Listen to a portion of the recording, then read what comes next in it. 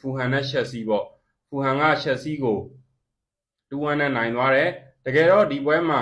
ဖူဟန်နိုင်သွားတယ်ဆိုတာဖူဟန်ကိုမလေးမစားပြောတာမျိုးမဟုတ်ပေမဲ့ရှက်စီဘက်ကကူကူရဲလာကပွဲစား22မိနစ်မှာကတည်းကတိုက်ရိုက်အနီထိသွားခဲ့တာကရှက်စီကိုတော်လေးနစ်နာစေခဲ့လို့ပြောလို့ရတယ်ဒါနဲ့ပတ်သက်ပြီးတော့ပြောရမယ်ဆိုရင်ရှက်စီကဒီရာဒီစီကမ်းပိုင်းမှာတော်တော်လေးကိုဆိုးဆိုးရွားရွားဖြစ်နေတဲ့အသင်းလို့ပြောလို့ရတယ်ပေါ့နော်သူတို့က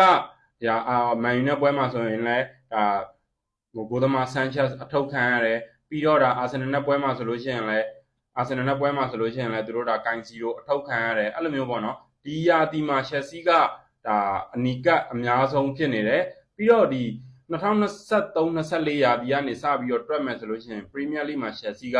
အဝါကတ်250ကတ်အနီကတ်17ကတ်ထိပြီးတော့ဒီတော့တွင်းမှာသူ့ထက်များတဲ့အသင်းဟိုအောက်အသင်းလေးတောင်မှသူ့လောက်မများဘူးပေါ့နော်သူကအများဆုံးဖြစ်နေတယ်ဒီကူကူရဲလာအနီကတ်ထိပြီးတဲ့အချိန်မှာတောင်မှကိုပါမာတို့အန်ဇိုတို့တိုစင်တို့ကဒိုင်ကိုဇော်တော့ကတက်လို့အဝါကတ်တွေထပ်ပြခံရတာကြည့်လို့ရှိရင်အသင်းရဲ့စီကမိုင်းဆိုင်ရာတော်လေးယိုယွင်းနေတာကိုတွေ့ရတယ်ပေါ့နော်